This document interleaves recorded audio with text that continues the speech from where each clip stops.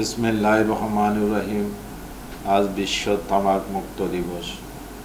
National employment human rights ফাউন্ডেশনের পক্ষ থেকে সিটিজি টাইম এবং চ্যানেল কর্ণফুলী এবং সাইমা বুপারিসের পক্ষ থেকে দেশবাসী বিশ্ববাসীকে সালাম, শুভেচ্ছা, অভিনন্দন জানাচ্ছি।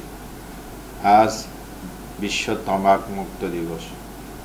তামাক মুক্ত যদি দেশ থেকে করা যেত তাহলে এই যে লক্ষ লক্ষ মানুষ জীবন যে নষ্ট হচ্ছে তার থেকে বেঁচে যেত। প্রতিটি দেশেই তামাক উৎপন্ন হচ্ছে। তামাক থেকে সিগারেট, বিভিন্ন রকমের জর্দা তৈরি হয়। ভূমির উর্বরতা কমে যায়, পরিবেশের ক্ষতি করে, পাহাড়ের ক্ষতি করে, এখান থেকে গাছ কেটে ফেলা হয়, যার দরুন বিশ্ব বিভিন্ন দেশে তামাকের কারণে অনেক ক্ষতি, যেমন মানুষের ক্ষতি হয় তেমনি পরিবেশেরও ক্ষতি হয়। আমরা তামাক মুক্ত দিবস আসলেই অনেক কিছু আলোচনা সমালোচনা করে থাকি, কিন্তু বাস্তবে এখানে কাজ করার কথা ছিল সরকারের। সরকার যদি ইচ্ছা পোষণ করে তাহলে মাদক যেমন দেশ থেকে নির্মূল করা যাবে, তেমনিভাবে এই যে তামাকও নির্মূল করা যাবে। যেই এলাকায় তামাকের শ্বাস হয় তাহলে শ্বাস যেখানে হচ্ছে সেখানে তামাক মুক্ত কিভাবে থাকবে। তামাক যে শ্বাস চলতেছে সেখানে যদি বন্ধ করা যাইত তাহলে তামাক মুক্ত দেশ ঘোষণা করা যাইত।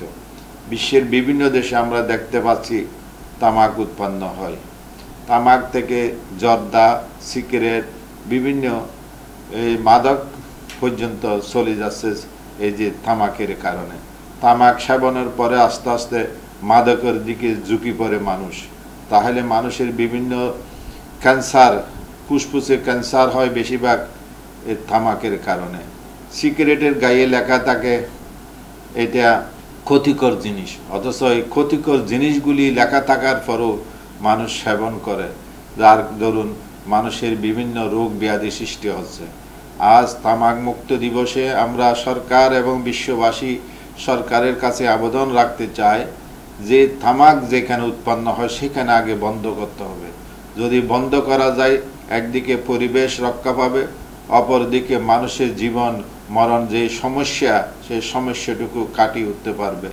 মানুষের যেই ফুসফুসে ক্যান্সার হচ্ছে এটা এই যে তামাকের কারণে। তামাক মানুষের সিগারেটের মাধ্যমে ধূমপানের কারণে মানুষের অনেক ক্ষতি হয়। তদুরূপ এই তামাকগুলি প্রস্তুত করার জন্য পাহাড়ে গাছ কাটা হচ্ছে, পাহাড়কে ক্ষতি করা হচ্ছে, সাথে সাথে জমিনের উর্বরতা কমে যাচ্ছে। তাহলে একদিকে তিনটা ক্ষতি, মানুষের ক্ষতি, জমিনের ক্ষতি, পাহাড় পর্বত পরিবেশের ক্ষতি। তাহলে এই ক্ষতি থেকে বাঁচাইতে হলে সরকারকে এগিয়ে আসতে হবে।